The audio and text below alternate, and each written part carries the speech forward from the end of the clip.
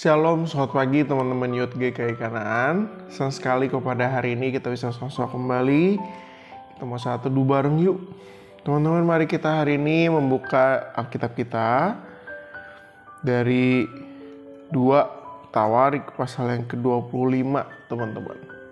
Mari kita mempelajari kehidupan Raja Amasya yang sesungguhnya di dalam bagian ini kita mau belajar dengan satu tema, yaitu jangan kita mendua hati.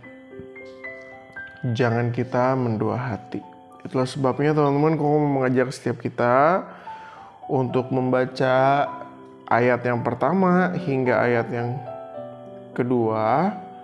Dan kita sama-sama akan mempelajari kehidupan Amasya, sang Raja Yehuda ini. Mari kita sama-sama membacanya. Jika sudah mendapatkan, kau akan bacakan untuk setiap kita. Demikian bunyi firman Tuhan. Amasya berumur 25 tahun pada waktu ia menjadi raja, dan 29 tahun lamanya ia memerintah di Yerusalem. Nama ibunya ialah Yoadan dari Yerusalem. Ia melakukan apa yang benar di mata Tuhan, hanya tidak dengan segenap hati.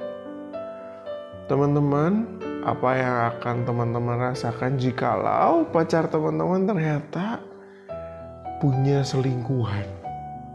Rasanya menyebalkan, kesel, pengen marah, bukan?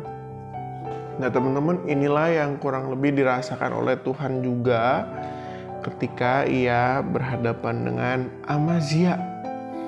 Ayat yang kedua di sini menandakan satu gambaran mengenai kehidupan Amasya sewaktu dia memerintah.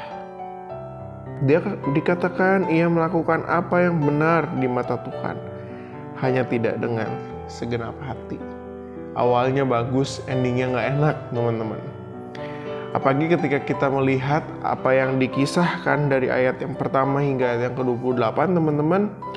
Ini mengisahkan bagaimana sesungguhnya Amasya ini adalah seorang raja yang dipakai Tuhan untuk apa?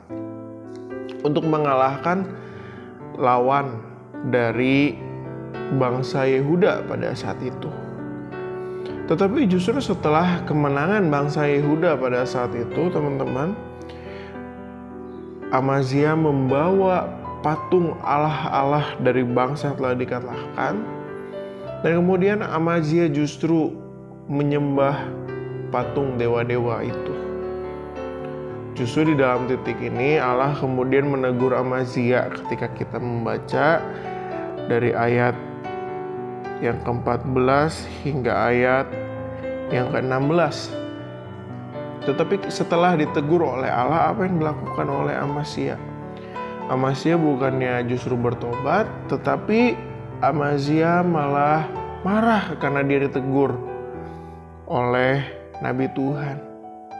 Dan di titik itulah sesungguhnya kita dapat melihat bagaimana Amasya yang sesungguhnya. Amasya yang tidak sungguh-sungguh mengasihi Tuhan. Amasya yang melakukan apa yang benar di hadapan Tuhan, tapi tidak dengan segenap hatinya. Itulah sebabnya teman-teman, ayat 27 di dalam bagian ini secara unik menggambarkan akhir dari kehidupan Amasya. Dikatakan bahwa sejak Amasya menjauhi Tuhan, orang mengadakan persepakatan melawan dia di Yerusalem. Sebab itu larilah ia ke Lakis. Tetapi mereka menyuruh mengejar dia ke Lakis, lalu dibunuhlah dia di sana. Teman-teman, menarik sekali di dalam bagian ini digambarkan bagaimana kehidupan akhir dari Amasya yang menjauhi Tuhan. Teman-teman, mari kita sosok belajar dari kegagalan Amasya ini. Jangan sampai kita mendua hati dengan Tuhan. Mari kita mengasihi Tuhan dengan segenap hati kita. Tetapi terlebih dari itu, teman-teman, mari kita juga mau sama-sama belajar mempertahankan cinta kita kepada Tuhan sampai akhir hidup kita. Jangan sampai di akhir hidup kita nanti Seperti Amazia di situ dikatakan, sejak Amazia menjauhi Tuhan. Amit-amit ya, jangan sampai setiap kita punya kehidupan yang dicatat sejak kita hidup menjauhi Tuhan. Jangan sampai itu terjadi dengan kehidupan kita. Tuhan Yesus kiranya akan terus memberkati setiap kita, supaya kita dapat mengasihi Tuhan dengan segenap hati kita. Amin. Mari kita sama-sama berdoa. Terima kasih ya Tuhan untuk firman-Mu. Tuhan yang kiranya terus tolong, materaikan, teguhkan dalam hati kami, supaya kami bisa sungguh-sungguh dapat memahami kebenaran firman Tuhan, supaya kami bisa sungguh-sungguh hidup di dalamnya, supaya kami bisa sungguh-sungguh hidup menaatinya. Hanya di dalam nama Tuhan Yesus kami menyerahkan kehidupan kami sepanjang hari ini. Amin. Teman-teman jangan lupa besok kita ada Saat Teduh bareng lagi di channel ini. Teman-teman ayo kita tetap stay tune.